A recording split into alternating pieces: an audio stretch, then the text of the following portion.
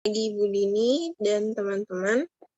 Kami dari kelompok 13 akan mempresentasikan materi mengenai adaptasi dan modifikasi lingkungan rumah dan tempat kerja pada gangguan muskuloskeletal. Sebelumnya, izinkan saya menyebutkan anggota kelompok kami. Yang pertama ada saya sendiri, Humaira Rahmi Dewi, lalu ada Siwitri Rahmat Yuliarti, lalu Kamila Nurfadlika, ada Anjali Monik, dan Arifatunisa. Nah, selanjutnya saya akan memberitahukan tujuan OT membantu individu beradaptasi dan memodifikasi lingkungannya. Nah, yang pertama itu adalah untuk mempertahankan kemampuan individu untuk melakukan sesuatu dan berpartisipasi dalam aktivitas sehari-hari.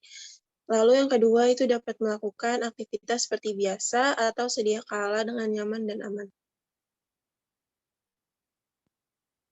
Nah, selanjutnya bagaimana OT mengidentifikasi untuk memodifikasi lingkungannya. Yang pertama adalah mendiskusikan kegiatan sehari-hari klien. Jadi, ketika terapis bertemu pertama kali dengan klien, OT itu perlu tahu apa kegiatan atau aktivitas yang biasa klien lakukan. Apa yang ingin tetap klien bisa lakukan, dan bagaimana kebiasaan klien sebelum dan sesudah terkena gangguan muskuloskeletal. Nah, yang kedua itu membantu menentukan prioritas kesulitan klien dalam aktivitas. Jadi, setelah terapis okupasi mengetahui kegiatan sehari-hari pasien, terapis perlu membantu klien untuk menentukan mana aktivitas atau kegiatan yang sangat diperlukan namun sulit untuk dilakukan setelah terkena gangguan muskuloskeletal. Dan misalnya seberapa lama waktu yang dihabiskan untuk melakukan sesuatu atau menuju tempat tertentu. Yang ketiga itu memantau atau mengobservasi rumah dan lingkungan pasien. Lalu yang keempat, mengevaluasi dan menentukan apa yang klien perlukan berdasarkan asesmen yang telah dilakukan. Nah, setelah itu, terapis mulai membantu klien untuk beradaptasi dan melakukan modifikasi pada lingkungannya. Nah, dalam modifikasi lingkungan, OT ada sertifikasi spesialisasinya. Menurut AOTA, OT yang mendapatkan sertifikasi spesialisasi dalam modifikasi lingkungan atau Specialty Certification in Environmental Modification atau SCAM, IM, nah, memiliki peran untuk menentukan kebutuhan lingkungan dan memberikan strategi intervensi, perangkat, adaptasi ruang, dan atau teknologi bantu yang mencerminkan kesesuaian orang, lingkungan, dan menangani pekerjaan kinerja yang memaksimalkan partisipasi, keamanan, aksesibilitas, dan kemandirian. Atau bisa disebut juga sebagai spesialis modifikasi lingkungan, dan biasanya bekerja dengan konsultan. Next. Nah, apa aja sih yang harus diperhatikan sebelum menentukan adaptasi dan modifikasi lingkungan yang sesuai dengan kondisi pasien? Yang pertama itu perlu identifikasi jalur yang menghambat atau biasa disebut roadblocks. Lalu yang kedua, energi konservasi. Ketiga, menghindari permukaan jalan atau lingkungan yang licin untuk mencegah risiko jatuh. Yang keempat itu faktor keamanan utamanya di tangga dan di lorong itu harus dijaga. Yang kelima, mengubah pola kebiasaan perilaku saat aktivitas di dapur. Lalu yang terakhir itu cara memindahkan barang dari tempat satu ke tempat yang lain. Lanjut. Selanjutnya, energi konservasi. Yang pertama itu pada area kamar mandi dan dapur bisa diadaptasi atau dimodifikasi agar menghindari rasa sakit selama aktivitas. Yang kedua, harus menghemat energi agar energi yang berlebih atau tidak dibutuhkan dapat digunakan untuk kebutuhan yang lain. Yang ketiga, gunakan reacher atau grabber untuk mengurangi posisi membungkuk untuk meraih barang yang ingin digunakan. Yang keempat, gunakan peralatan atau bahan yang kecil akan memudahkan untuk digenggam. Misalkan ketika ingin menyuci baju dengan mesin cuci, itu gunakan deterjen yang sekali pakai. Tidak harus untuk mengangkat botol besar. Yang terakhir, duduk dalam melakukan aktivitas umum agar terhindar dari rasa sakit dan nyeri. Itu misalkan ketika ingin mencuci piring, itu letakkan kursi di samping wastafel agar tidak harus berdiri saat mencuci piring.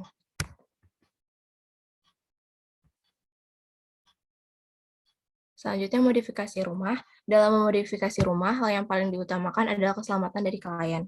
Untuk mendukung modifikasi rumah harus dilengkapi dengan pencahayaan yang memadai dan penata laksanaan furniture yang tepat agar tidak menghambat aktivitas. Contohnya, beberapa modifikasi rumah. Yang pertama itu ada kamar mandi, kamar tidur, tangga dan lorong, dan dapur. Yang pertama, modifikasi kamar mandi. Kamar mandi merupakan tempat yang paling bahaya dikarenakan penderita musculoskeletal disorders seperti osteoartritis cenderung memiliki kemungkinan jatuh dan mengalami patah tulang.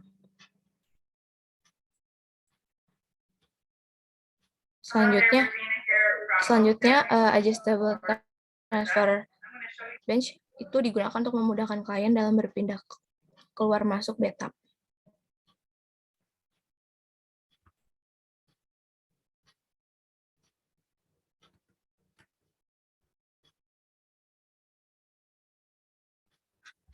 Hello there, Regina here from Home Therapy Solutions of Georgia. Berikut demo dari adjustable transfer bench.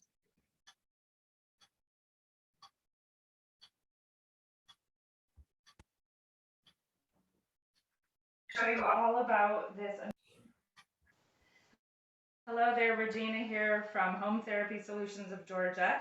I'm going to show you all about this amazing tub transfer bench today. This is to help your loved one be able to get in and out of the shower even when there's a tub and they cannot safely get over the tub. Even if they can lift their legs up, stepping over the tub could cause them to lose their balance, and we all know that the shower is a wet and slippery place.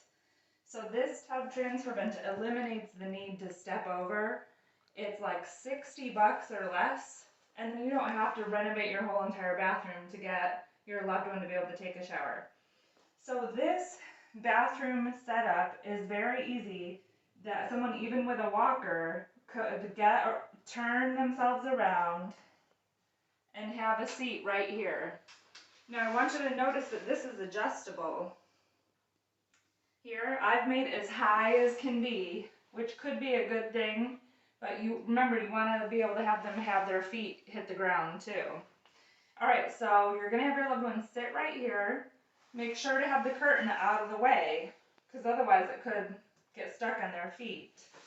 You're going to have them scooch back on the bench and then start to turn, keeping their butt back the whole time. You wouldn't want them falling off into the tub because we're trying to prevent falls here, right? So have them turn around.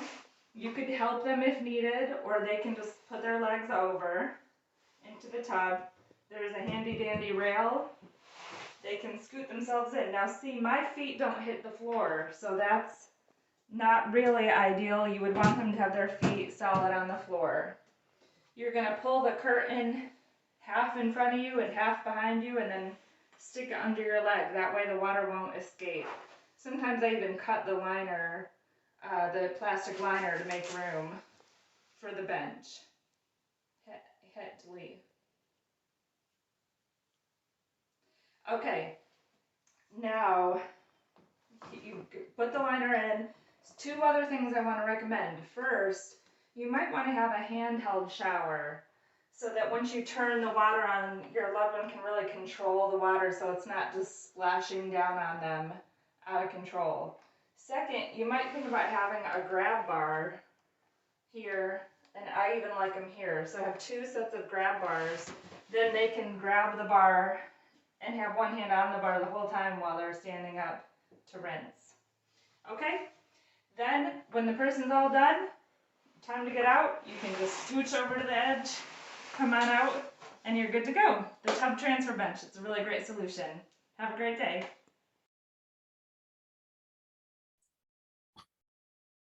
Di dalam video tadi, kita bisa melihat demonstrasi bagaimana cara memakai adjustable transfer bench atau bangku yang dapat membantu klien yang memiliki masalah keseimbangan, lansia, atau yang mengalami gangguan pada bagian ekstremitas bawah dalam melakukan kegiatan mandi. Jadi klien yang memakai alat bantu seperti walker atau chair dapat langsung hanya menduduki bangku itu tanpa harus merasa kesulitan naik ke dalam bathtub. Lalu dapat mundur dan menghadapkan badannya ke arah tempat adanya shower. Kemudian mengangkat kakinya masuk ke dalam bathtub. Jika masih sulit, dapat dibantu dengan bantuan tangan. Setelah udah dipastikan duduk benar, klien dapat menyalakan shower. Jika kesulitan, kita dapat membantu memasang grab bar di bawah shower sebagai pegangan klien saat menjangkau dan menyalakan shower. Dan untuk kakinya dari adjustable bench ini juga untuk memudahkan diatur dan menyesuaikan ketinggiannya.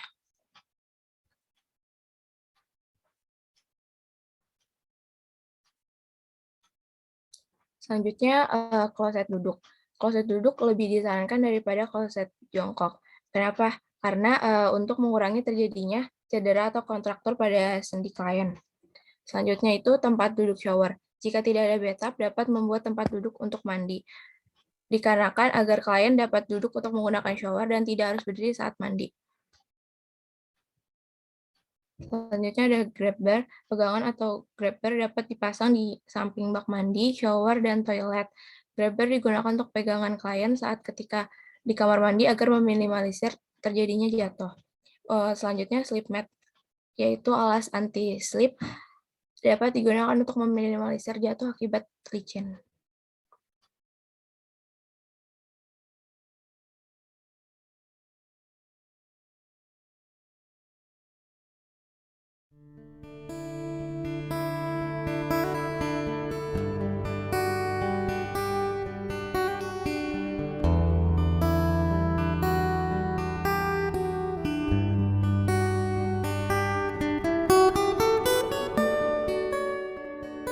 For elder safety and fall prevention, we have quite a few products at the store. A shower chair can be used to give them support when they are taking a shower. We have 3 types of shower chairs. One which has a back support, one which is foldable in case you do not have enough space in the bathroom, and another one which can be brought down or put up whenever you require it. We also have different kind of grab bars which the elders can hold on to for support.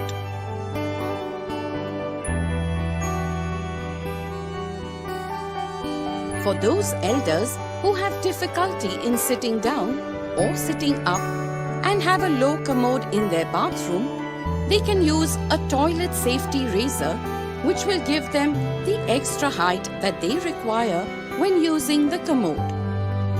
They come in different sizes and they can fit in any kind of commode that you already have. We also have products like the anti-slip solution, which is a one-time application that needs to be applied on any kind of tiles in the bathroom.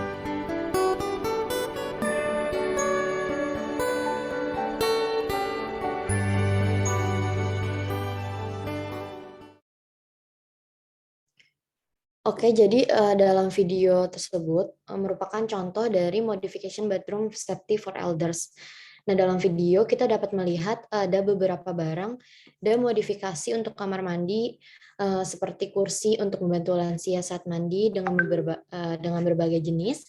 Ada yang mempunyai back support, ada yang foldable, yang tidak perlu memerlukan ruang banyak, ada juga yang bisa dipasang di dinding seperti dalam video tersebut.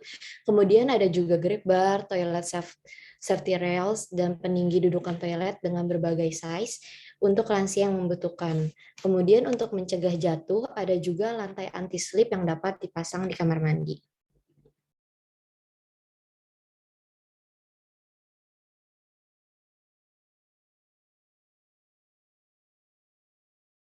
Selanjutnya modification untuk kamar tidur. Yang pertama kita bisa menggunakan kasur yang lebih rendah dan mudah dijangkau. Kemudian kita bisa juga menempatkan jendela di dalam kamar tidur agar sirkulasi udara dan cahaya masuk ke dalam kamar itu lebih teratur.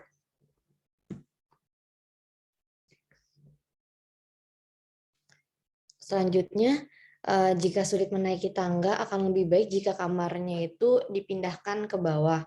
Lalu kita juga bisa memberikan kulkas mini di dalam kamar pasien agar dapat lebih mudah menjangkau makanan atau menaruh obat-obat atau minum di dalam kamar. Jadi klien tidak perlu untuk bolak-balik ke dapur.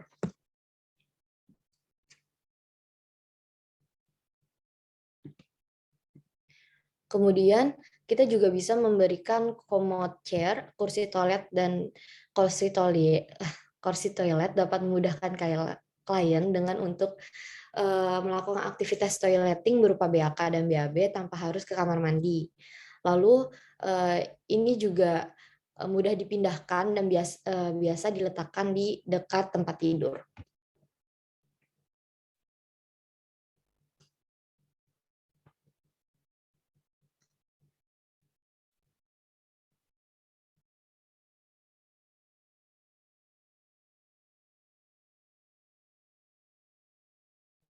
Selanjutnya ada modifikasi untuk tangga dan lorong. Untuk klien yang mengalami gangguan di ekstremitas bawah dapat menggunakan lift atau rem untuk memudahkan naik turun lantai di rumah bertingkat.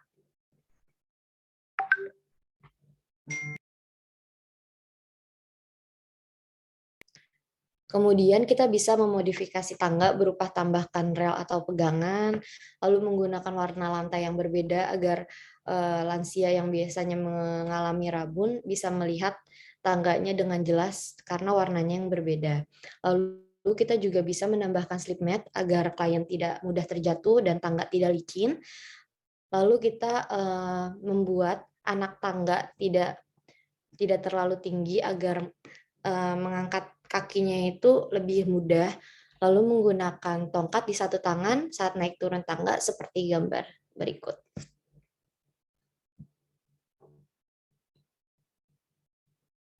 Lalu untuk modifikasi dapur, bagi klien dengan radang di bagian sendi dan pergelangan tangan akan memiliki hambatan dalam kegiatan dapur. Seperti contohnya ibu rumah tangga yang harus memasak untuk keluarga, lalu klien yang memiliki hobi memasak.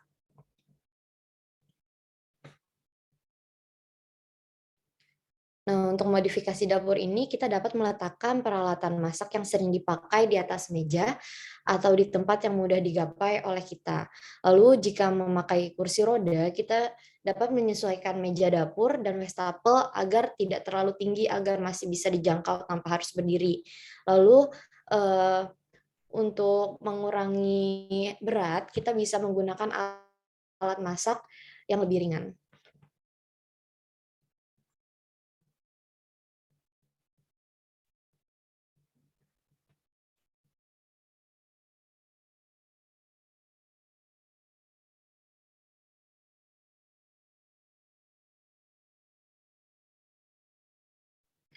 Kemudian untuk peralatan dapur, kita bisa menggunakan yang sudah dimodifikasi secara ergonomis seperti rocker knife, electric jar untuk membuka tutup toples, lalu ada garlic press untuk mencincang garlic, lalu ada juga cooper yang bisa mencincang berbagai jenis sayuran dan juga daging.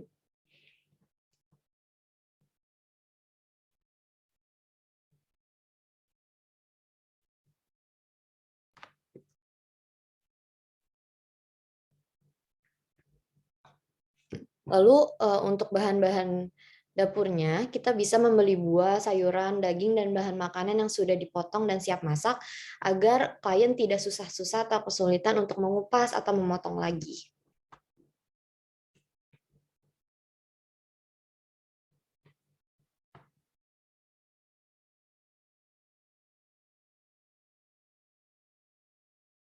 Hi, my name is Marilyn. I am a C6-7 quadriplegic, and here are a few kitchen gadgets that I have found that have made my life a little bit easier when cooking in the kitchen. Today I'm going to cut up a nutritious snack that is always nice to have when you want just that little something to eat. So for a snack, I'm just going to get some vegetables out of the fridge. The nice thing about this fridge is the drawers pull out, so it's easier to get the vegetables. So I've got some celery, broccoli, and cucumber here. And this cutting board is always handy to have as it pulls out to wherever I need it, and it's at a good level for me to cut things on. A kitchen gadget that I have found very useful is this mandolin. It has very, very sharp blades, but it is very handy for cutting up vegetables and different things that need cut. So all I do is just take the cucumber, hold it, and run it across here. And soon I've got some perfectly sliced cucumbers that will be good for a snack. Okay, so I'm also going to cut up some broccoli to put with the cucumbers here. I have a cutting board here that's dipped, which holds your items in there much better so they don't go flying everywhere. I also have an ulu knife, which I have found to be very handy, having no hand grasp. I can hang on to this and I'm able to cut vegetables, meat, pretty well anything that needs cut. I can use it with this knife. So all I'll do is just put the vegetable on here and then cut what I need.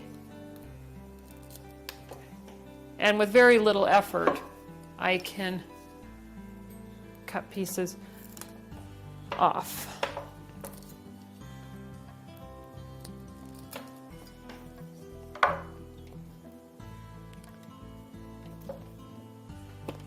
And again, once I have them on this cutting board, if I need smaller pieces, I can always just take my knife and cut them into smaller pieces. Now I'm gonna make just a quick meal, probably like some chili in a frying pan here. One thing that I like is being able to plug it in and having the outlets right close so you don't have to reach underneath the counter or right to the back of the counter to try and turn anything on.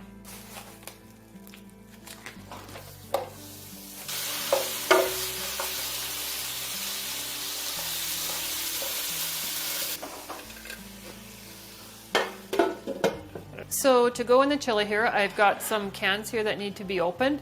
And here I have, it's a one-touch can opener. Again, you can find it pretty well in almost any store. But it's really handy to use. All you do, just set it on the can, push the button.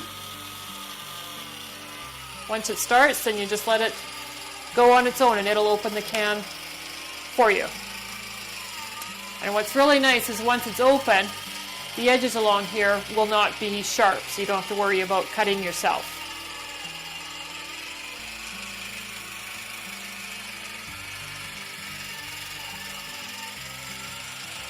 And again, it's not an expensive tool to have. I believe it's under 20 bucks. And once it's completely done, it'll stop. And all you have to do is lift it. And there's a magnet on there. Oh, you make a mess. Okay, so I'm going to cut up some mushrooms, and one thing that I found to be really handy is using an egg cutter. So all you do is just open it up, put your mushroom in, and slide it down, and you've got a sliced mushroom. So I'm just going to cut up some peppers here. Again, if you're using them just for eating, you can cut them. But what's great about this is you don't have to worry about the seeds. Once you get down far enough, you just check and see how close you are. And then turn it on its side. So next, I'm going to get some pickles out of this jar. It's always a challenge if you have no hand grasp trying to get the lid off. I found this at a store. It's from Black & Decker. It's called Lids Off. And all you do is you just put the jar inside.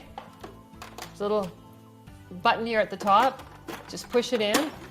This goes down onto the lid. And you just push this button, hold it, and it'll take the lid off for you.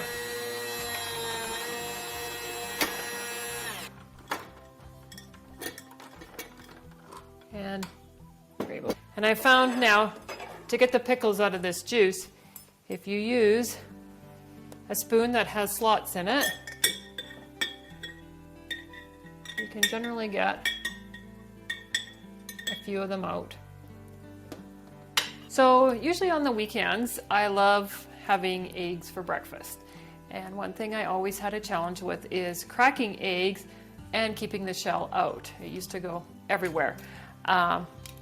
I was given as a gift this device. It's called an Easy Cracker, and it has really helped me crack eggs and make eggs in the morning. So I'll just show you how that works. So I'm just going to put the egg inside here. So I just take the egg and just stick it in here. Again, you'll kind of learn a little technique that works for you. Bring my container over. Once it's in there, it's not going to fall out. And then all you do is just squish down and it comes apart.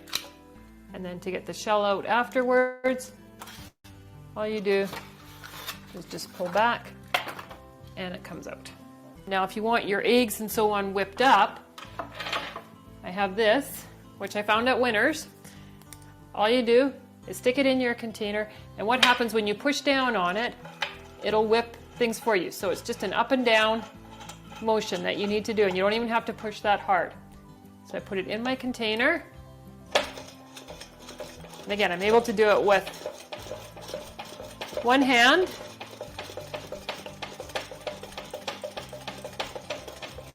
This is great if you want omelets or nice scrambled eggs. If you have an interesting kitchen gadget or something that has made your life easier and would like to share this with others, please contact Russ or myself, Marilyn, at the CPA office. Our number is 403-228-3001, and we'd be happy to speak to you and share your story with others.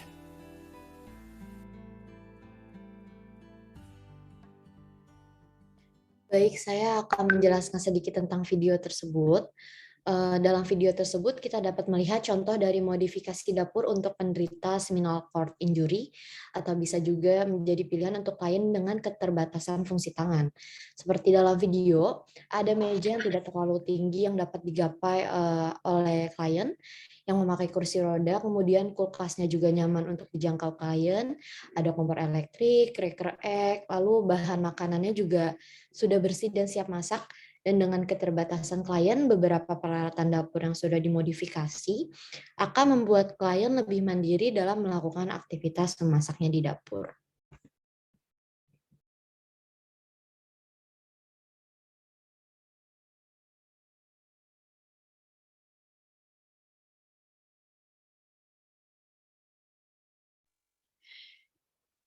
Nah, modifikasi kerja ini perlu diketahui bahwa modifikasi tempat kerja ini nggak dibutuhin semua orang. Jadi modifikasi tempat kerja ini semua tergantung kebutuhan orang masing-masing. Modifikasi tempat kerja ini dapat mendukung mereka yang membutuhkannya untuk melakukan pekerjaan dengan baik dan meminimalisir gangguan yang ada. Next.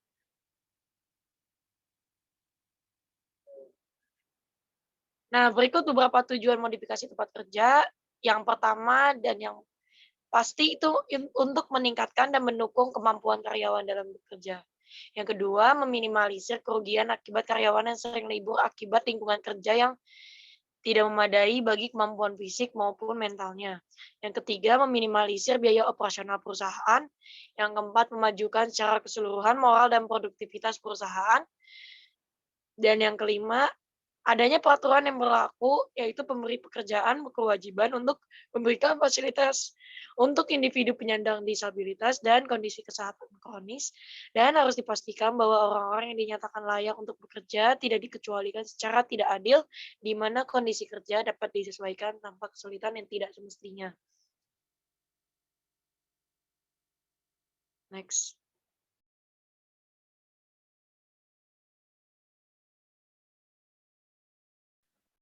Selanjutnya ada langkah-langkah untuk melakukan modifikasi tempat kerja. Jadi untuk membuat dan menerapkan rencana akomodasi tempat kerja itu, kita membutuhkan kolaboratif antara tempat kerja karyawan dengan tujuan agar karyawan yang memiliki gangguan muskuloskeletal tetap aktif dan produktif di tempat kerja. Langkah-langkahnya itu yang pertama itu adalah melakukan asesmen kekuatan kerja atau work strength karyawan dan keterbatasan terkait kecacatan dalam kaitannya dengan tuntutan pekerjaan dan kinerja pekerjaan. Yang kedua ada identifikasi kebutuhan dan pilihan akomodasi, yaitu dengan mengembangkan rencana akomodasi dengan karyawan tersebut. Beberapa informasi dikomunikasikan kepada rekan kerja, penting untuk menghormati privasi karyawan dan hanya membagikan apa yang diperlukan. Dan selanjutnya langkah terakhir itu ialah menentukan proses tindak lanjut untuk memantau dan mengevaluasi akomodasi dan menilai apakah akomodasi tambahan akan diperlukan oleh karyawan.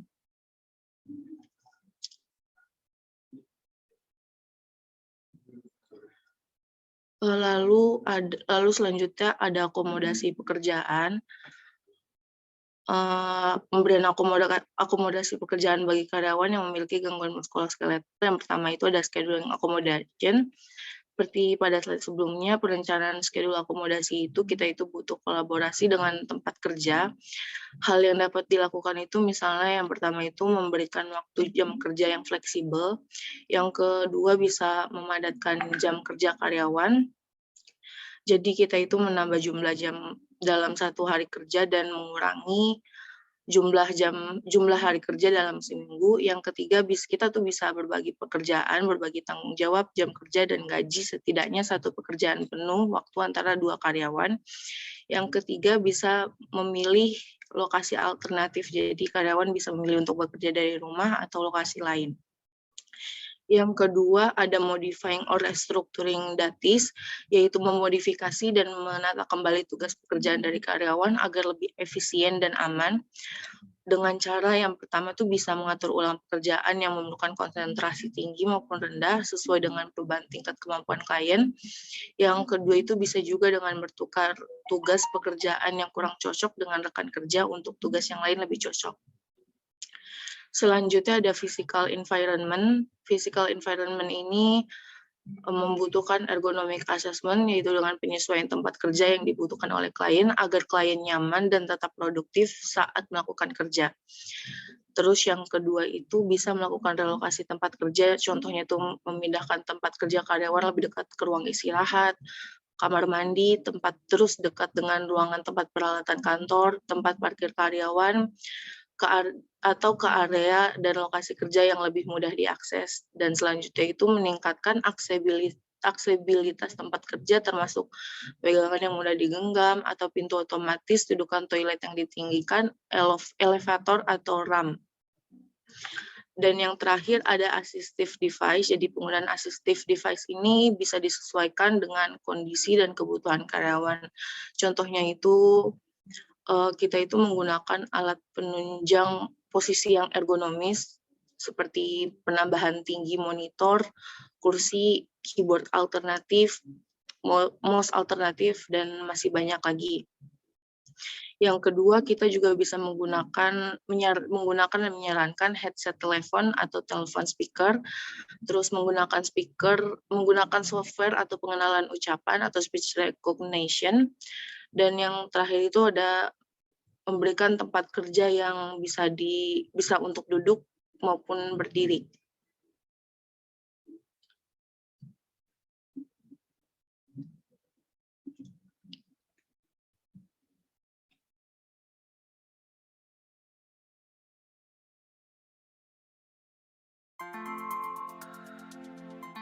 Reasonable adjustments are the changes we can implement at work to remove barriers for people with disability, illness or injury so they can succeed within their role. Often a person with disability is as competent and capable at doing a job as anyone else, but they may need things altered so they can complete tasks efficiently and effectively. There are many things we can do to help people with disabilities secure the tools and support they need to thrive in their role. A reasonable adjustment could be a change to a work process, procedure, or the environment.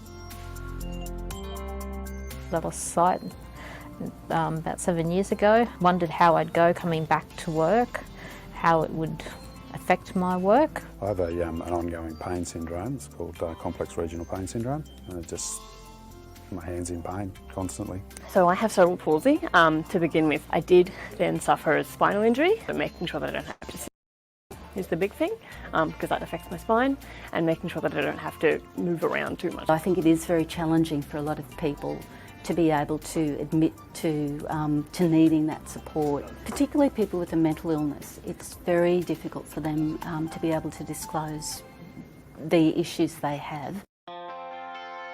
The ergonomic mouse is a great addition to my desktop. It's left-handed, which means that my right hand gets to rest a little bit now. I had to be fitted for a standing desk, which I now have. It goes up and down, so I can choose to sit if I want to, but largely the standing means that I'm not straining that part of my spine. I use a part screen magnifier. The keyboard is lovely coloured yellow, makes it a lot easier to see the keys and the numbers. It's also larger than your normal keyboard. The ergonomic wrist support, it's designed to literally carry my right hand, so the rest of the muscles in my arm are not actually lifting it. I can sit on top of it, float across my keyboard, and just it's simple for typing. With a normal font size, I can't see what's written in a document at all. That software was also purchased by them, which means that I'm able to read what I'm typing and what I have typed. So the smartphone that Council purchased for me and the app that Council's helped develop means that I can do my job left-handed. It's as simple as pushing a few buttons with my thumb, my right hand gets to rest, and yeah, mitigates pain. Fantastic. To start working from home and that sort of thing, and just generally reducing the amount of work that I did. As long as you communicate, I think that's the biggest part. As long as everybody talks to everybody else, they're really amenable to you doing what works for you. The disability officer advised me about this grant. Have somebody come in, assess you to see what your abilities are and what your needs will be. We had a group come in and they went through my work practices, and then they made a few recommendations. It all started with my initial team. They were like, right, these are the ways that we want you to be able to keep working. These are our suggestions to be able to get you to do that. It's just getting to know someone really, and getting to make sure that we get the best from each other. To have this equipment has allowed me to continue to work. I genuinely enjoy working here because it is a really supportive workplace. It's actually super simple to find the little bits that add up to a big improvement, and we've got all of these technologies and tools available for us. We should be using them, and if it can improve anybody's productivity, not just a person with a disability, yeah, it's good for your business, it's good for your organisation. You might assume that based on the way that they've presented themselves to you that they're limited in a certain way, and that might not be the case. They might be perfectly capable of doing the job that they've come in there and applied for, and you don't know because you haven't had a proper conversation with them. Just being a little bit tuned in to what their needs might be. It's just a little adjustment that you have to make.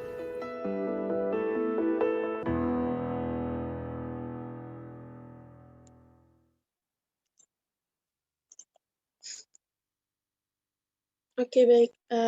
Saya ingin menjelaskan ulang sedikit video tadi. Jadi video tadi itu salah satu contoh yang bisa OT berikan untuk memodifikasi lingkungan kerja bagi penderita gangguan muskuloskeletal agar dapat efektif dan efisien saat melakukan pekerjaan. Nah, tadi ada beberapa contoh. Salah satunya modifikasi meja yang bisa dinaik dan diturunkan pada seorang wanita yang mengalami spinal cord injury karena tidak boleh duduk terus banyak hari.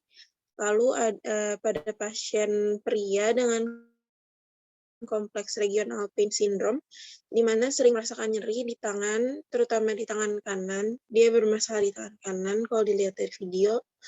Modifikasinya itu menggunakan ergonomic mouse untuk tangan sebelah kiri yang disambungkan ke desktop atau komputer, dan ergonomic wrist support di tangan kanan untuk menopang tangan kanan dan disambungkan ke mejanya. Terus modifikasi modifikasi yang didapatkan oleh pasien pria tersebut itu membuat tangan yang sakit jadi bisa lebih beristirahat dan nyerinya jadi berkurang. Lalu dengan adanya modifikasi tersebut, mereka yang ada di video itu merasa sangat terbantu dan nyaman untuk melakukan kerja karena lingkungan yang suportif dan sesuai dengan permasalahan mereka. Lanjut. Oke, baik. Terakhir ini kesimpulan dari kelompok kami. Jadi adaptasi dan modifikasi rumah serta pekerjaan ditentukan berdasarkan hasil observasi dan disesuaikan dengan kondisi gangguan dari klien. Hal utama yang harus diperhatikan dalam adaptasi dan modifikasi lingkungan pada pasien gangguan muskuloskeletal adalah kondisi jalan pasien, melakukan konservasi energi, mengubah kebiasaan ke yang lebih baik, penggunaan furnitur dan peralatan yang mudah dijangkau, dan faktor keamanan lain. Sekian dari kelompok kami. Terima kasih. Saya kembalikan ke moderator. Oke, baik. Terima kasih untuk kelompok 13 karena sudah mempresentasikan materi hari ini dengan baik. Selanjutnya kita akan memasuki sesi tanya-jawab ya. Untuk sesi tanya-jawab dibagi menjadi 3 sesi, dan setiap sesinya itu terdapat 4 orang penanya. Baik, kita mulai masuk ke sesi tanya-jawab. Untuk teman-teman yang ingin bertanya, silakan raise hand.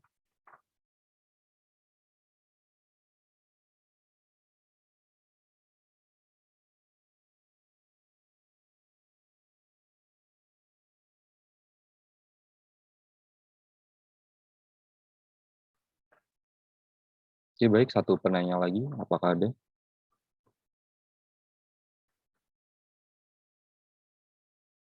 Baik, kita sudah memiliki 4 orang penanya.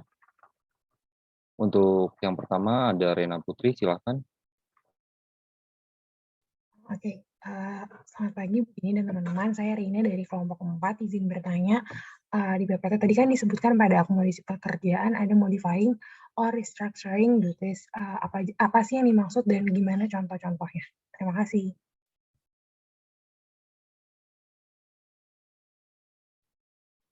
Untuk kelompok 13, pertanyaannya mau ditampung dulu atau langsung dijawab? Ditampung aja dulu, Cornel. Oke, baik. Ditampung dulu ya. Untuk penanya kedua, Tobias Haril, silakan.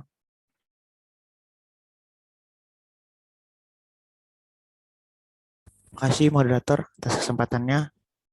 Perkenalkan, saya Tobias dari kelompok 1. Saya ingin bertanya, jadi dengan modifikasi yang sudah disesuaikan dengan pasien, bagaimana dengan kemampuan pasien tersebut yang perlu diimprove apabila pasien selalu bergantung dengan modifikasi atau desain alat bantu tersebut? Sekian. Baik, untuk penanya selanjutnya ada Afifah Fadila. Silakan Afifah. Baik, terima kasih kepada moderator. Saya Afifah dari kelompok 9, izin bertanya, apakah pelatihan untuk dapat sertifikasi SCEM itu sudah tersedia di Indonesia?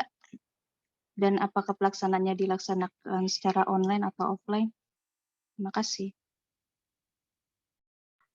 Baik, untuk penanya terakhir ada Novita. Untuk Novita dipersilakan.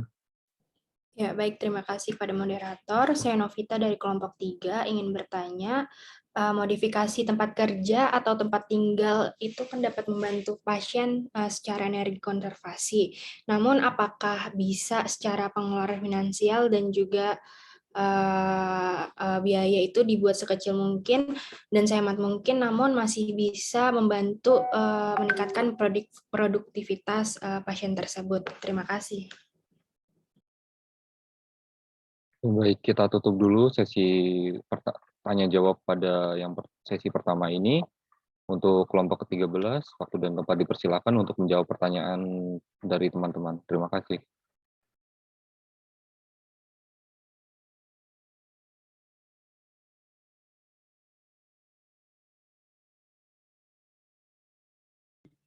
Baik, saya akan mencoba menjawab pertanyaan dari Reina. Tadi pertanyaannya kan apa yang dimaksud dengan modifying or retrofitting that is pada akomodasi pekerjaan dan apa contohnya. Jadi yang dimaksud dengan modifying or retrofitting that is itu adalah ketika kita mengedukasi klien untuk memodifikasi dan meretroduksi cara bekerja klien, seperti mengubah cara kerja yang cepat dan berat menjadi lebih lambat dan ringan, lalu bisa juga bertukar tugas atau pekerjaan yang kurang cocok dengan keadaan klien dengan temannya atau kerabat kerjanya, lalu bisa mengatur waktu yang tepat untuk klien. Kemudian jangan sampai berlebihan dan membuat klien kelelahan atau memperburuk keadaannya karena pekerjaan. Seperti itu, Reina. Ya, terima kasih Agil dan teman-teman kelompok 13.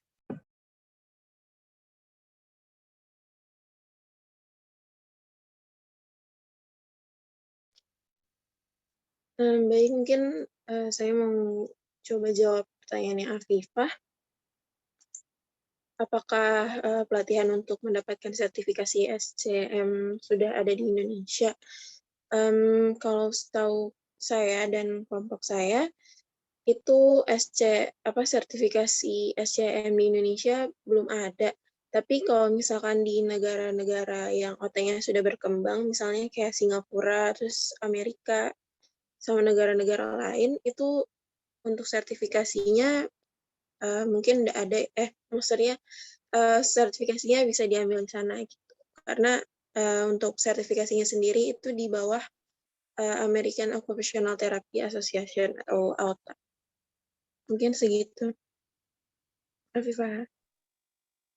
Terima kasih Humaira dan kelompok 13 atas jawabannya.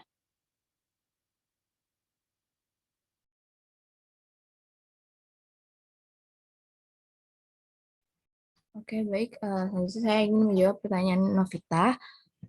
Pertanyaan itu, modifikasi tempat kerja atau tempat tinggal ini tempat tinggal dapat membantu pasien secara energi konservasi. Namun apakah secara pengeluaran finansial dan juga bisa dibuat sekecil dan sehemat mungkin, namun masih bisa meningkatkan produktivitas pasien dan bagaimana caranya?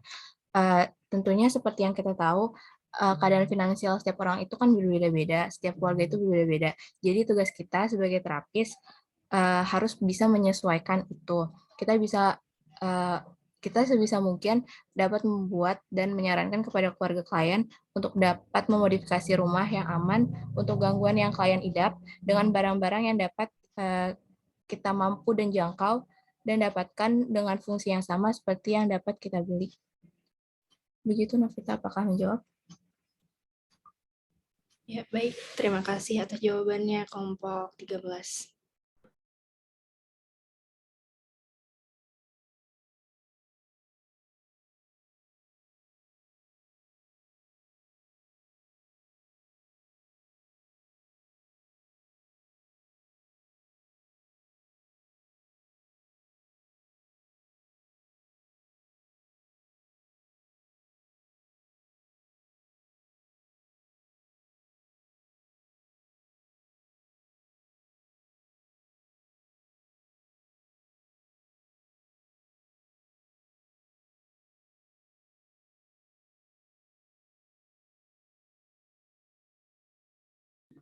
Tobi, maaf bisa diulangi pertanyaannya?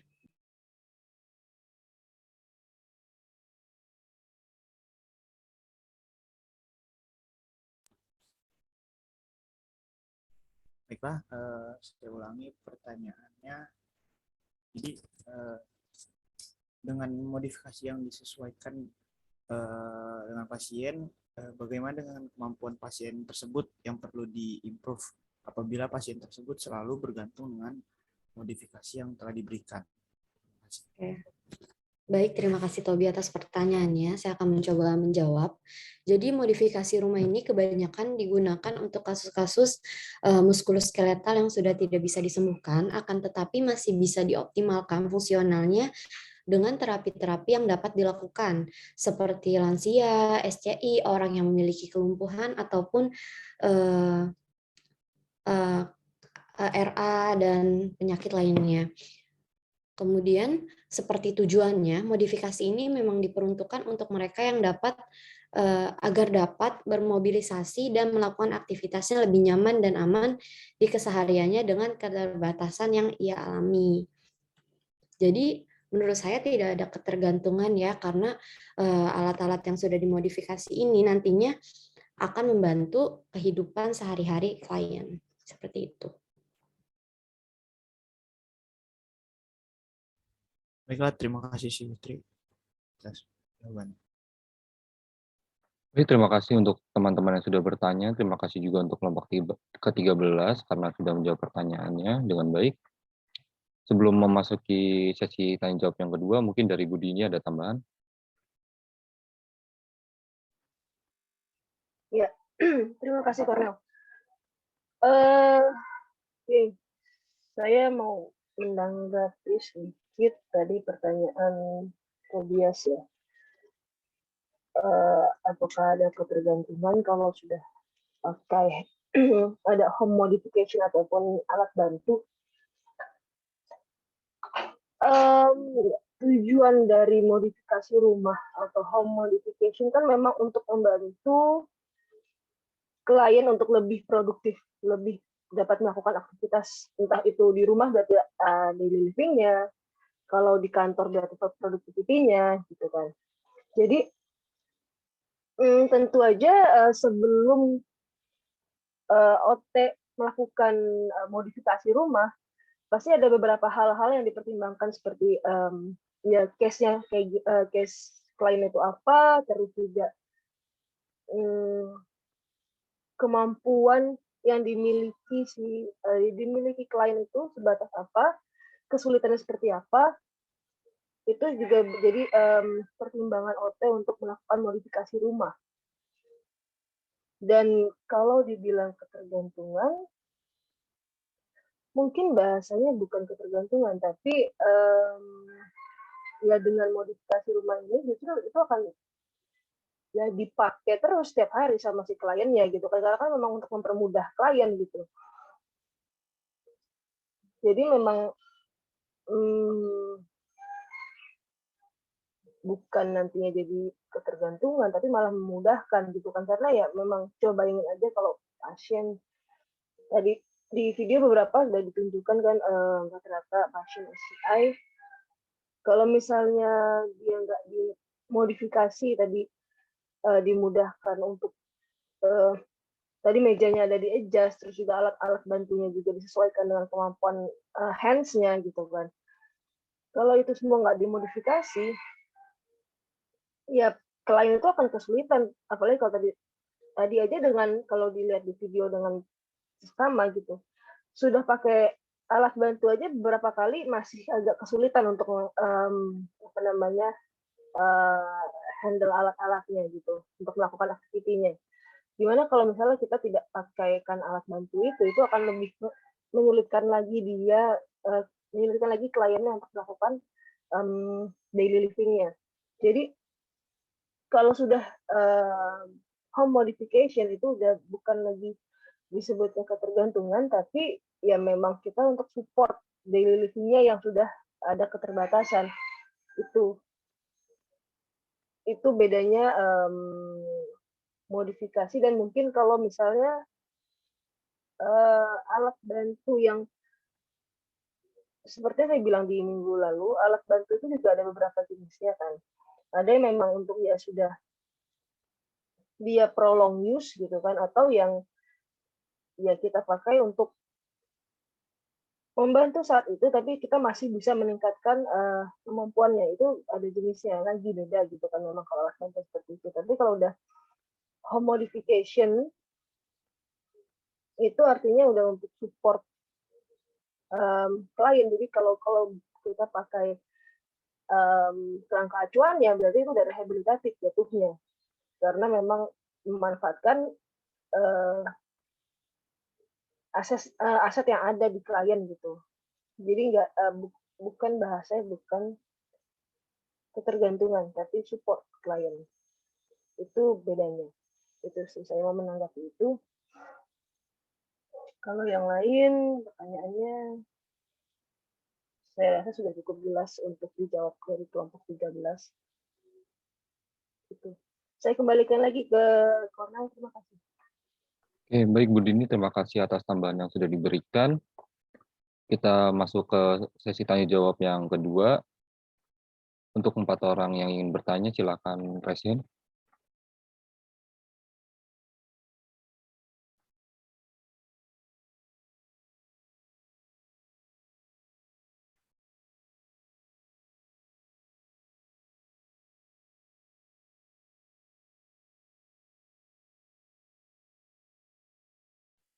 Oke, 2 orang penanya lagi ditunggu.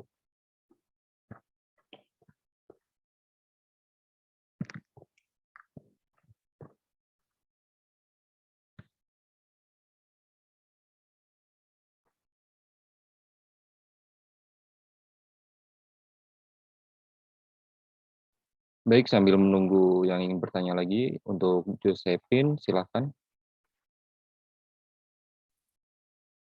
Terima kasih moderator, saya Josephine dari kelompok 3, izin bertanya. Dalam modifikasi lingkungan kerja itu, tidak menutup kemungkinan pasti banyak tempat kerja yang belum bisa mentolerir adanya kayak modifikasi lingkungan kerja buat pasien yang berkekurangan gitu kan. Terus tapi di samping itu dengan keadaan pasien yang berkekurangan dan mungkin disabilitas, untuk mencari pekerjaan baru juga sulit. Nah, terus menurut kelompok 13, kita sebagai terapi okupasi apa yang bisa kita lakukan agar kantor tempat pasien bekerja itu dapat menerima adanya modifikasi lingkungan kerja. Terima kasih. Baik, untuk penanya selanjutnya, Naura, dipersilakan. Oke, terima kasih. Saya Naura dari kelompok 2. Ingin bertanya, bagaimana ketentuan rem, modifikasi lingkungan rem? Karena seperti yang kita sering temukan, banyak rem juga itu yang terlalu berkelok, atau mungkin terlalu tinggi, atau mungkin kemiringannya itu berbeda-beda gitu. Ketentuan baku untuk rem itu seperti apa? Gitu. Terima kasih. Baik, untuk 2 penanya lagi, apakah ada?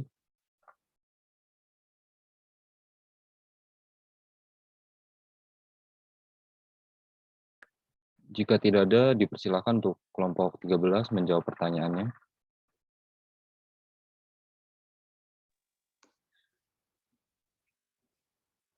Halo, selamat pagi Bu Dini dan teman-teman AT20. Saya Anjeli Monika dari kelompok 13, izin menjawab pertanyaan Ani dari kelompok 3 yang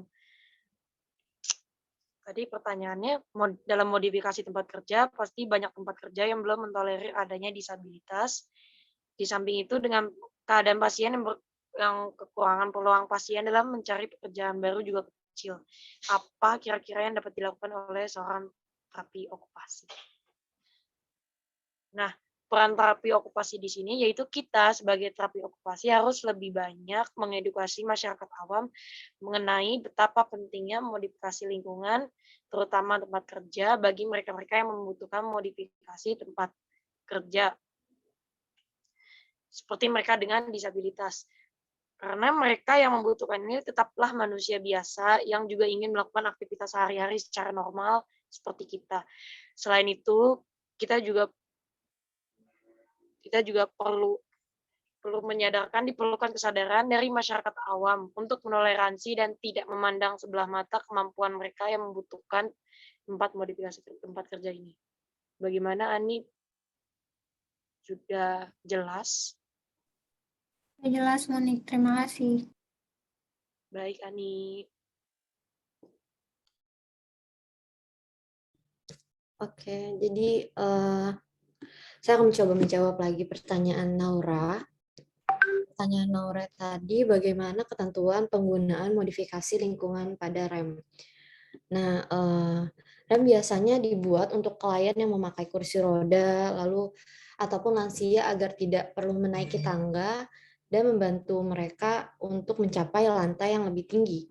Ketentuan yang tepatnya saya kurang tahu, tapi seperti yang sudah saya search, ketentuan untuk rem ini tidak boleh lebih dari 900 cm, kemudian tidak boleh terlalu terjal atau miring, kemudian ini merupakan untuk mencegah para klien untuk jatuh. Kemudian karena ini merupakan modifikasi lingkungan untuk membuat klien lebih mudah dalam bermobilisasi, untuk mencegah klien agar tidak mudah jatuh dan mencegah adanya ketidakseimbangan klien, kita harus membuat RAM ini tidak licin ataupun kita bisa menambahkan anti-slip pada RAM. Gitu. Apakah sudah menjawab, Naura? Cukup menjawab, Agil. Terima kasih.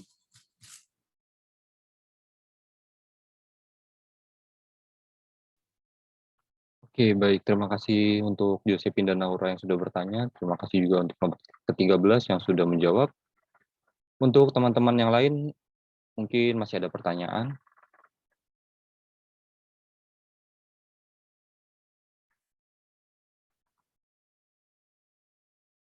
Oke, baik. Ditunggu ya untuk kelompok 5, 6, 7, 8, 10, 11, dan 12 untuk mengajukan pertanyaan karena belum ada pertanyaan dari kelompok tersebut.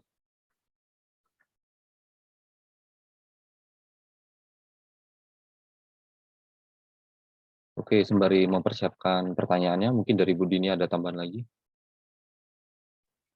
Ya, terima kasih Cornel. Untuk tadi 2 pertanyaan saya mau menanggapi dua-duanya. Dari Josephine ya, memang kondisi di lapangan kalau di Indonesia itu memang sejujurnya agak sulit untuk klien itu bisa bahasanya itu berarti return to work, kembali bekerja setelah dia terkena ya entah itu SCI ataupun stroke dan lain sebagainya, itu memang agak sulit. Kalau untuk di Indonesia mereka bisa kembali bekerja karena tadi ya seperti yang Josephine tanyakan gitu kan, apakah kantor bisa menerima dengan adanya modifikasi lingkungan kerja dan lain sebagainya. Ya betul. Kalau kondisinya adalah misalnya stroke-nya ringan, misalnya contohnya, beberapa case di lapangan saya temukan masih bisa kembali ke kantor atau bekerja karena tidak memerlukan modifikasi lingkungan kerja. Jadi apa namanya? Sekarang kan kantor-kantor itu beberapa sudah mulai kayak ada remnya atau ya penggunaan lift dan mereka sudah adjust ukuran tinggi meja dan lain sebagainya. Jadi untuk case-case klien yang mengalami stroke ringan itu masih memungkinkan untuk kembali ke tempat kerja asal secara fisik dia tidak terlalu ada gangguan gitu, ada hambatan. Nah, kalau untuk case-case yang sedang ke berat, apalagi yang berat, itu memang saat ini agak sulit. Bahkan saya belum pernah lihat ada yang bisa kembali lagi untuk ke tempat kerja karena memang ya tadi dari kantornya pun masih bukan nolak ya, agak keberatan dengan namanya modifikasi lingkungan kerja dan setting segala macamnya itu. Lalu juga faktor lainnya adalah stigma, jadi masih mikirnya no, dia sudah sakit, tidak akan bisa produktif. Itu hal-hal yang terjadi di Indonesia, masih sedikit bisa return to work. Beda lain halnya kalau di luar itu sudah mulai ada, walaupun beberapa tidak kembali ke kantor lamanya, tapi ada komunitas-komunitas yang memang mempekerjakan klien-klien yang sudah memiliki let's say gangguan muskuloskeletal gitu. Jadi mereka dikasih pekerjaan-pekerjaan yang disesuaikan dengan aset-aset yang dimiliki dan otomatisnya dari lingkungan kerja itu sudah dimodifikasi sedemikian rupa untuk menyesuaikan dengan klien tersebut. Itu di luar. Tapi di Indonesia memang sedang diusahakan untuk bisa return to work. Sedang diusahakan tapi masih belum totally bisa. Itu. Lalu ketentuan modifikasi rem. Nah, ini seperti yang Jumat lalu juga saya tanyakan, seperti Jumat lalu ya. Kalian sudah belajar tentang analisis lingkungan dan ergonomi atau belum? Ternyata belum, masih semester 5. Dan sebenarnya jawaban dari pertanyaan dari Naura itu jawabannya adalah di mata kuliah analisis lingkungan dan ergonomi. Di sana nanti kalian akan benar-benar belajar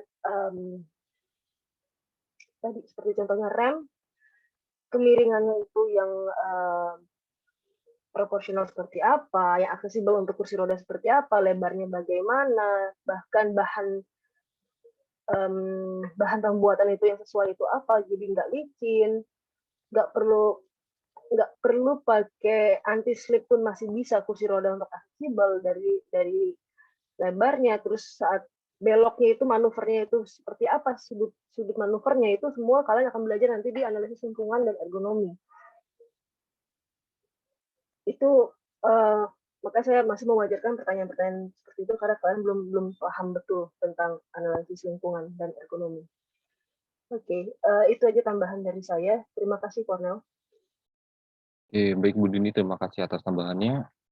Bagi teman-teman yang ingin bertanya, dipersilakan raise hand.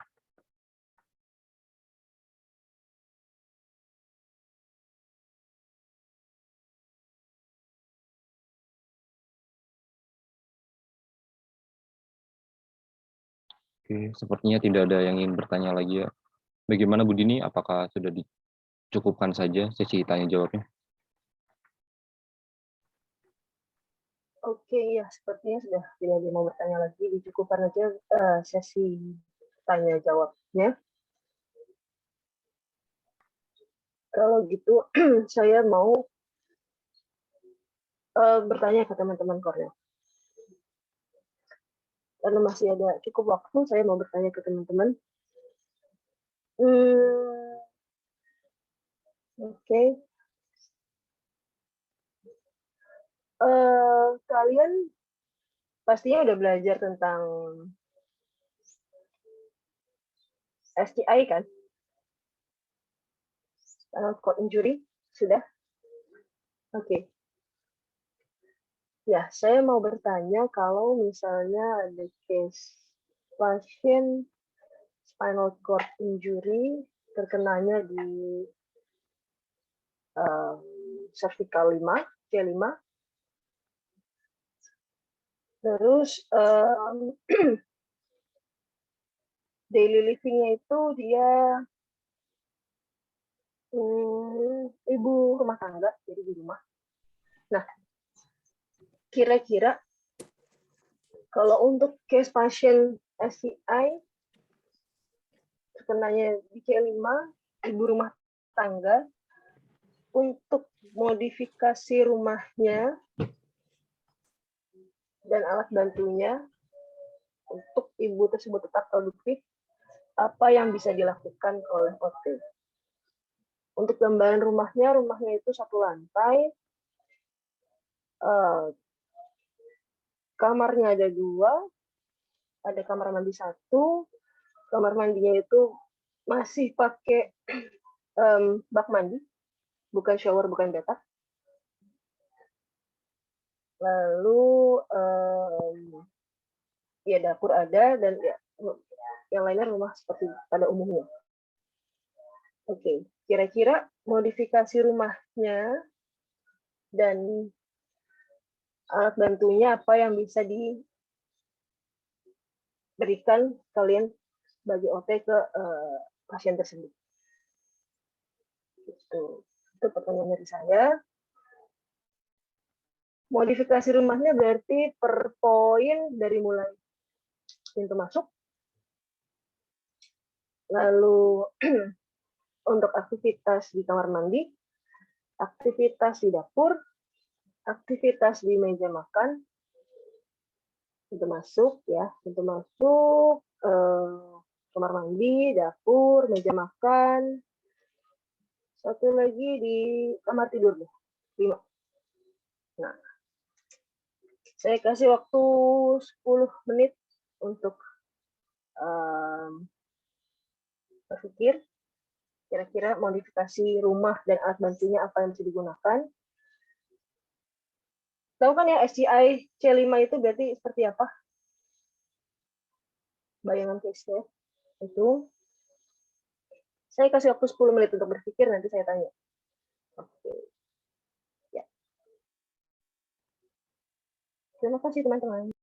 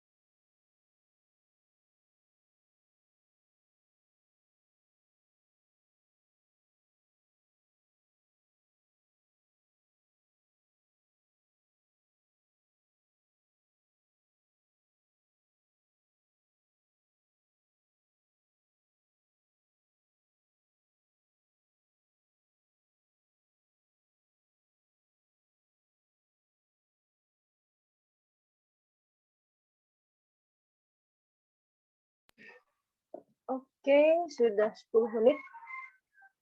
Ya, sudah dapat jawabannya. Oke. Jadi ada 5 pertanyaan ya di tadi case tadi yang pertama.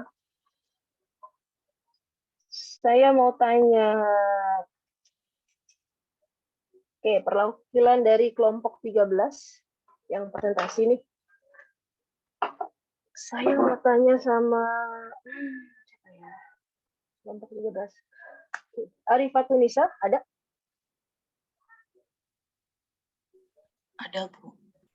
Oke, ya.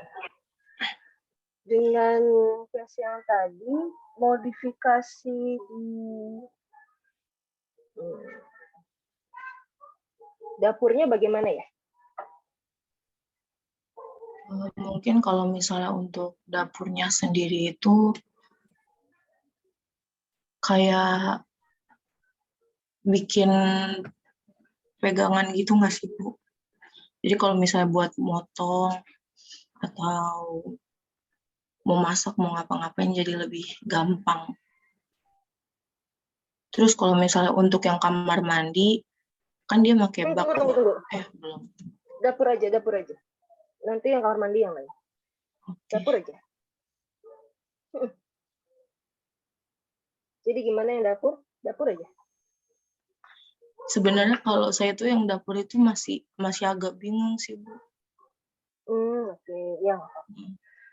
Oke, kalau gitu saya mau tanya, SCI injury yang C5 itu efeknya apa aja ya ke kliennya?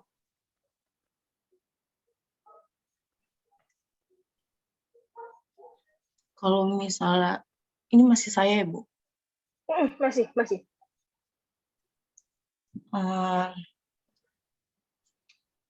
Mungkin kalau misalnya pengen nengok-nengok gitu agak susah gitu, jadi kayak kaku gitu. Iya nggak sih, Bu? Oke, terus? Terus kalau misalnya mau ngebungkuk atau mau ngambil sesuatu, jadi agak sakit. Terus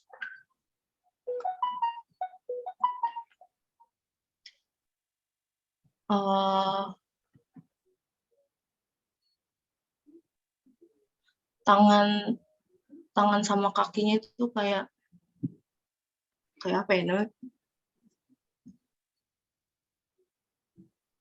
Kayak apa? Sebentar, Bu, bingung, Bu. Santai aja.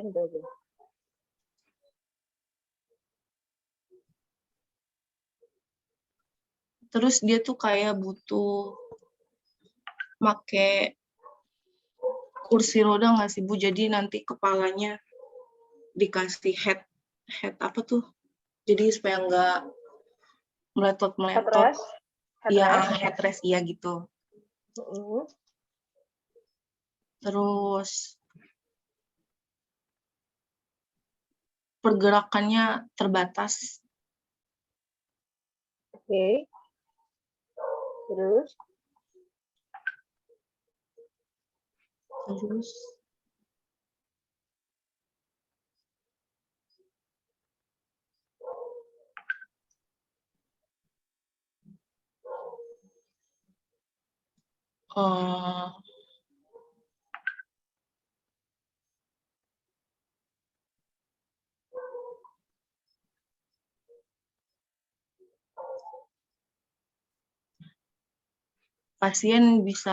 Klien itu masih mampu ngangkatin bahu dan melenturkan siku.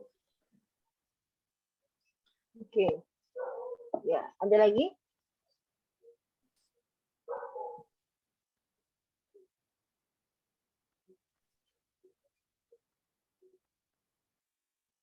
Kayaknya udah gitu aja deh, saya taunya, Bu. Oke, ya. Terima kasih. Oke. Kalau gitu, sebelum kita masuk ke modifikasi beberapa lokasi di rumah, saya mau tanya dulu deh, dari apa yang kalian tahu tentang SCI C5, jadi injury C5. Saya mau tanya ke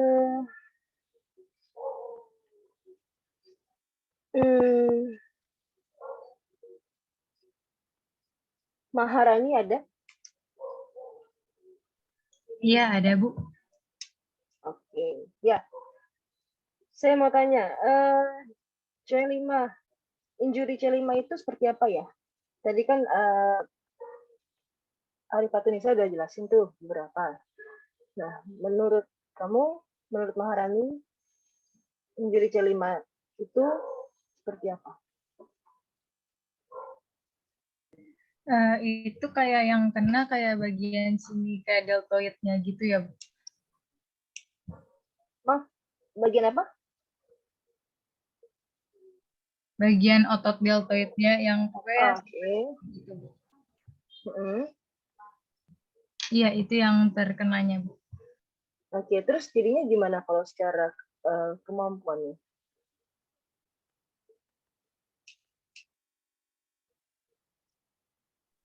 Kalau secara kemampuannya, jadi pasien itu kurang bisa gerak gitu, Bu. Ya, sakit di bagian sini-sininya gitu, Bu. Oke. Jadi kurang fungsional gitu. Kayak jadi nggak bisa ngangkat seperti ini gitu, Bu. Oke. Oke. Kira-kira apa yang masih bisa dilakukan dengan fungsi gerak yang masih bisa dilakukan pasien dengan injury C5? Ya, jadi mungkin bisa mengandalkannya di bagian siku ke bawah itu, Bu. Jadi untuk bagian sininya diistirahatin, jadi untuk kerjanya tuh begini gitu, Bu. Oke. Masih bisa jalan nggak C5? Sepertinya masih bisa, Bu, kalau C5.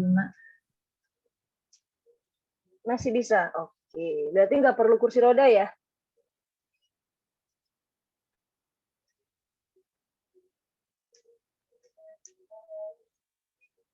Maharani? Jadi nggak perlu wheelchair? Iya, Bu, sepertinya, Bu. Oke, baik. Terima kasih, Maharani. Baik, Bu. Saya lihat di sini tadi ada yang mengkerut-mengkerut, sepertinya mau ngasih pendapat. Tasya?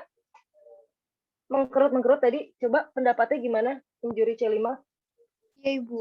Kalau yang di C5 itu kan dia tadi benar ada yang di deltoid. Terus kemampuannya yang masih bisa tuh dia cuma ngangkat lengan gitu sama siku, tapi kayak nggak bisa sampai atas gini kan.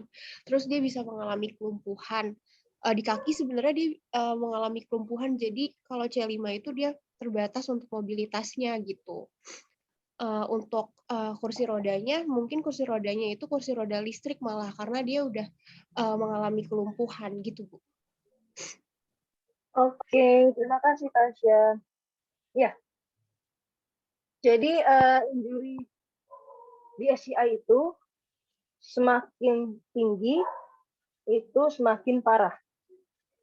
Jadi kalau kenanya mungkin di sakrum, lumbal itu nggak terlalu parah. Naik torakal ya mulai parah, apalagi cervical. Cervical itu yang paling parah dari SCI. Tapi syukurnya kalau C5 itu masih bisa bicara, masih bisa bicara, walaupun secara pernafasan mereka akan ada kelemahan, karena itu dekat sama C3 dan C4, tempatnya pernafasan. Gitu. Jadi C5 itu masih bisa bernafas, masih bisa bicara, tapi bernafas ada kelemahan. Terus juga, ya tadi yang udah dijawab sama teman-teman kalian, kalau fungsionalnya di hand aja, gerakannya nggak bisa angkat tangannya, raise hand-nya nggak bisa. Cuma kalau untuk gerakan yang datar, tidak terlalu melawan gravitasi, mereka masih bisa. Terus tambahan dari Tasya tadi ya, wheelchair kemungkinan power wheelchair. Beberapa case injury C5 masih bisa pakai manual wheelchair, masih bisa, tapi tidak semua. Rata-rata memang sudah power wheelchair karena secara power wheelchair itu yang listrik ya. Karena secara gerakan mereka sudah terbatas, walaupun tadi some case dia bisa untuk pushing dorong kursi rodanya. Bisa untuk dorong kursi rodanya nggak manual. Beberapa bisa, tapi tadi yang Arifat ini saya bilang harus ada tambahan headrest. Beberapa mereka pakai tambahan headrest di wheelchairnya. Itu yang C5. Oke. Tadi Maharani tambahin ya deltoid mereka kena di secara hand itu mereka dibilang lemah banget enggak, tapi kuat normal juga tidak. Jadi tetap ada pelemahan di hand walaupun masih ada gerakan-gerakan tertentu yang masih bisa dilakukan. Gitu. Nah, oke, berarti kalian udah tahu gambarannya injury C5 seperti apa. Sekarang baru kita masuk ke modifikasi rumahnya. Oke, saya mau tanya Yulia, ada? Iya, hadir, Bu. Oke, ya Yulia. Modifikasi yang dapurnya gimana ya?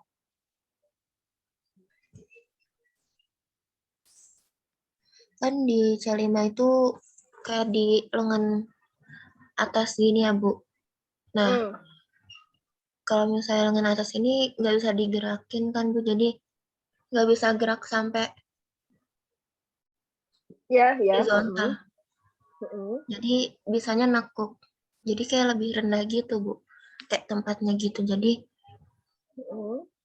kalau misalnya mau ngoles apa atau motong apa tuh lebih gampang, Bu. Oke, berarti tempatnya lebih rendah ya dapurnya. Oke, kalau modifikasi alat bantunya untuk di dapur gimana? Kalau case injury C5.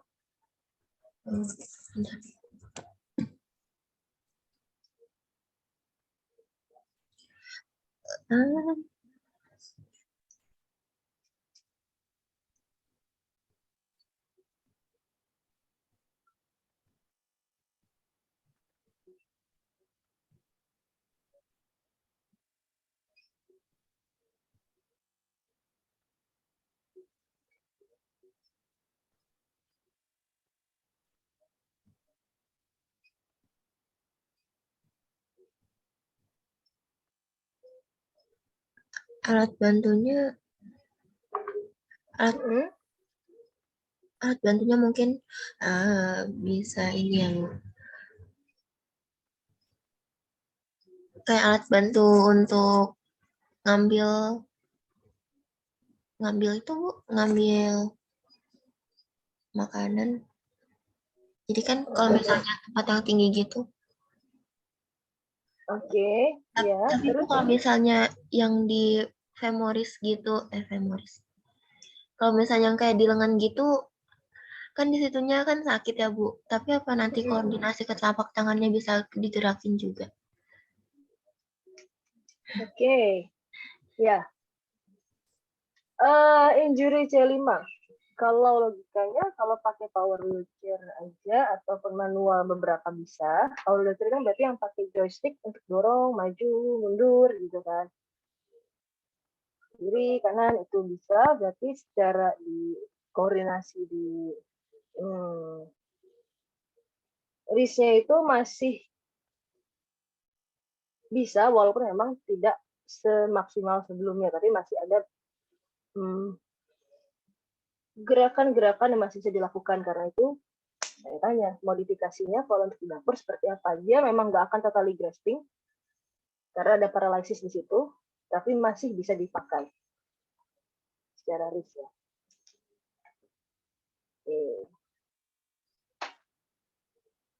Jadi alat bantunya gimana, Yulia?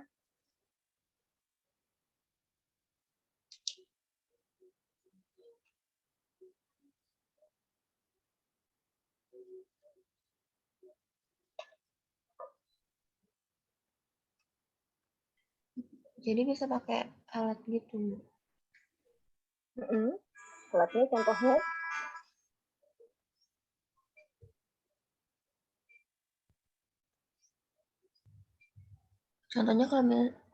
Contohnya bisa pakai alat yang bisa ngejangkau gitu, Bu. Ya, oke. Makasih Yulia. Teman-teman dari kelompok 13, coba tolong dong ditambahin modifikasi rumahnya dan alat bantunya. Si Witri, tadi juga mukanya tuh udah agak-agak mikir-mikir kayaknya mau nambahin. Ya. Untuk di dapur ya Ibu? Untuk di dapur benar kata Yulia, jadi kalau menurut saya meja tinggi mejanya juga harus lebih rendahkan agar bisa dijangkau oleh klien. Selain meja, wastafelnya juga, kemudian kulkasnya juga. Jadi jangan kulkas yang besar atau yang tinggi. Jadi kulkasnya yang kecil aja, yang mudah dibuka oleh pasiennya. Kemudian klien juga bisa pakai alat bantu yang sudah ada di PowerPoint tadi. Sebentar. Ada alat bantu untuk memotong, kemudian alat bantu untuk membuka toples, tutup toples, untuk press, terus kompornya juga bisa menggunakan kompor listrik agar tidak perlu memutar kompornya gitu. Itu kan sulit tangannya. Kemudian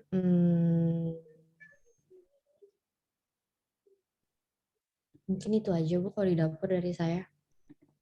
Oke, terima kasih Si Witri. Ya, tadi sebenarnya kalau untuk di dapur alat bantunya sama teman-teman kelompok 13 ini sudah dipresentasikan ya, ada alat bantu potong, ada chopper, ada tadi untuk namanya garlic crash-nya, semua ada. Itu contoh-contoh untuk alat bantu di dapur. Oke, selanjutnya kalau untuk mungkin 9 kita percepat aja.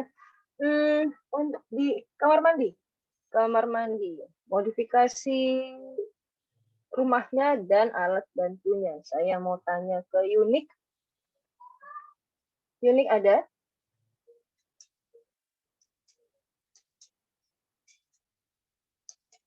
Unik?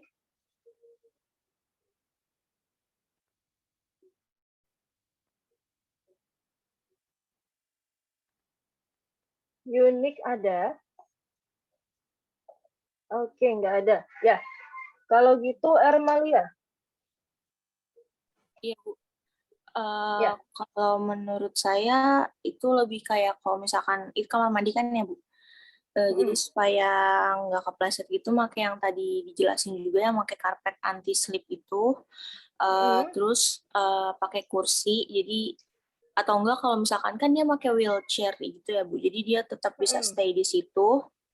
Terus pakai grab bars, Bu. Jadi bisa pegangan yang grab bars yang pegangan gitu yang ditempel di temboknya. Terus pakai shower juga, entah itu yang diputar atau yang ditinggal ke atas bawahin gitu.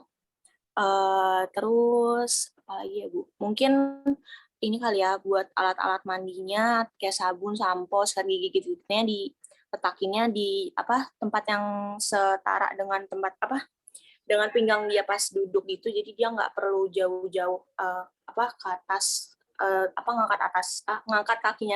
ngangkat tangannya ke atas, maaf. Habis itu mungkin bisa pakai grab reacher juga kalau nggak salah namanya, buat kalau misalkan mungkin sebelum rumahnya dimodif atau tempat tempat alat mandinya masih di atas gitu, jadi dia bisa pakai alat itu buat nge-grab yang dia butuhin di kamar mandi. Itu sih Bu kayaknya kalau dari saya. Oke, terima kasih Armalia. Ya, sudah cukup lengkap jawabannya. Kalau sulit pakai kursi bisa pakai wheelchair aja masuk kalau memang memungkinkan. Terus ya ganti shower karena memang sudah nggak bisa, sulit untuk pegang gayung lagi. Atau kalau tadi kan ada Pertanyaan dari siapa ya?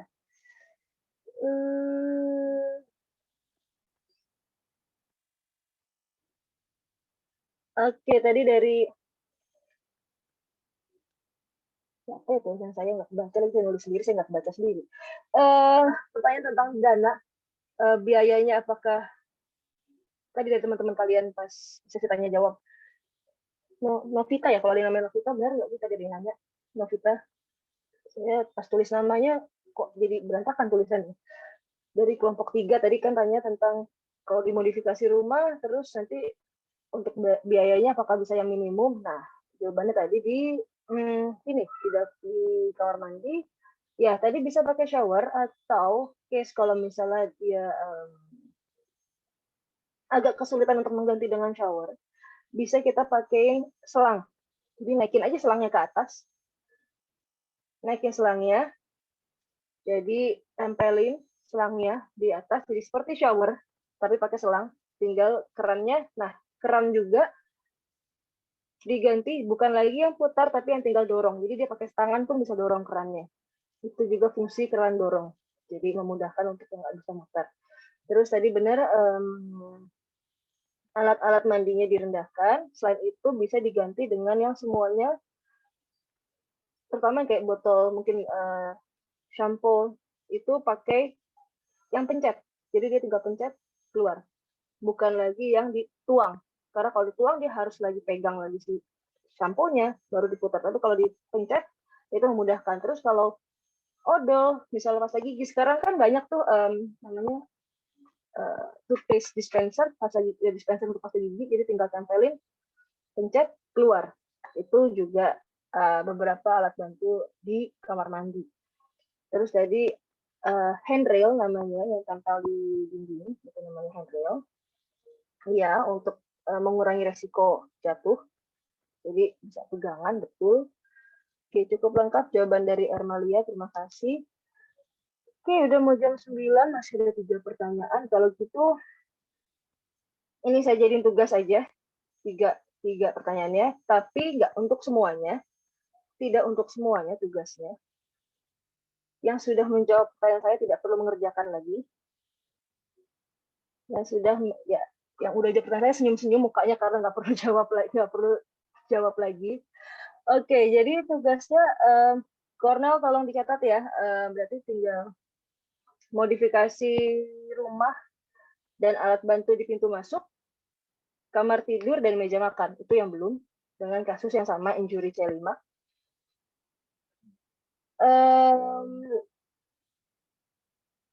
Nama-namanya juga tidak semua, tidak satu kelas harus menjawab ini. Tolong dicatat juga Cornel, yang harus menjawab pertanyaan saya.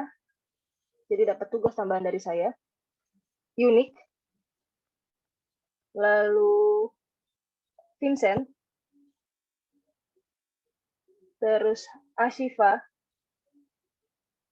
Widya. Zahra. Mutia. Lulu Rifda.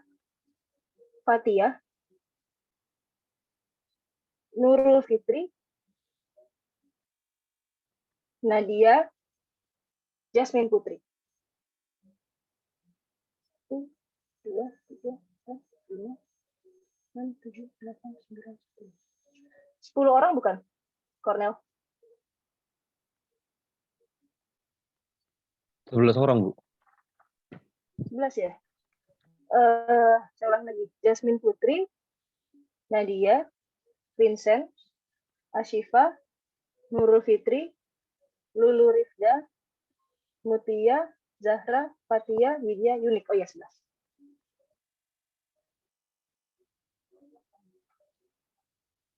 Oke, 11 itu ya, Cornel yang ngerjain 3 tugas dari saya. 3-3-nya dianalisa. Home modification seperti apa, alat bantunya seperti apa. Dikumpulkan ke saya hari Senin. Di email aja. Cornel dapat email saya. Hari Senin jam 23.59 paling lambat. Senin 23.59.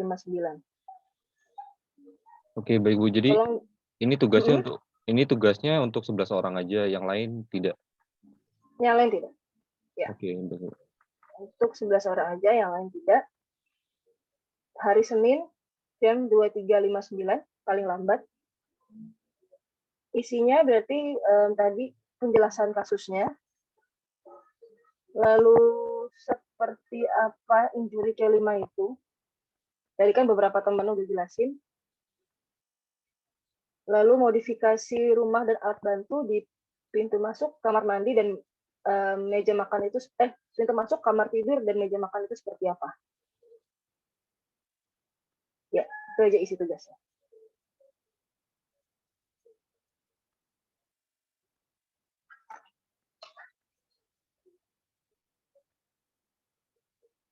Oke, terima kasih Cornel, terima kasih teman-teman 2020. Aplaus dulu untuk kelompok 13. Presentasinya bagus, cukup lengkap walaupun kalian sebenarnya belum belajar tentang analisis lingkungan dan ergonomi ketika sudah berusaha menyampaikannya. Bagus, good job. Oke, saya kembalikan ke Cornel ataupun kelompok 13 untuk menutup kelas pagi ini.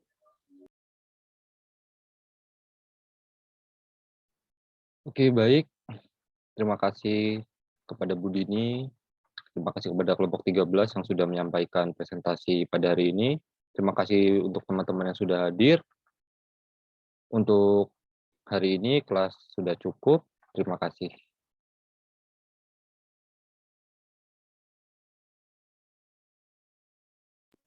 Oke, terima kasih semuanya. Saya izin leave ya. Ya, terima kasih Bu Dini. Terima kasih, Bu. Terima kasih, Bu. Terima kasih, Bu. Bu. Terima kasih, Bu. Terima kasih, Bu. Iya, sama-sama. Ya udah. Gua N ya, makasih. Terima kasih. Sama-sama. Yuk, futsal. Futsal.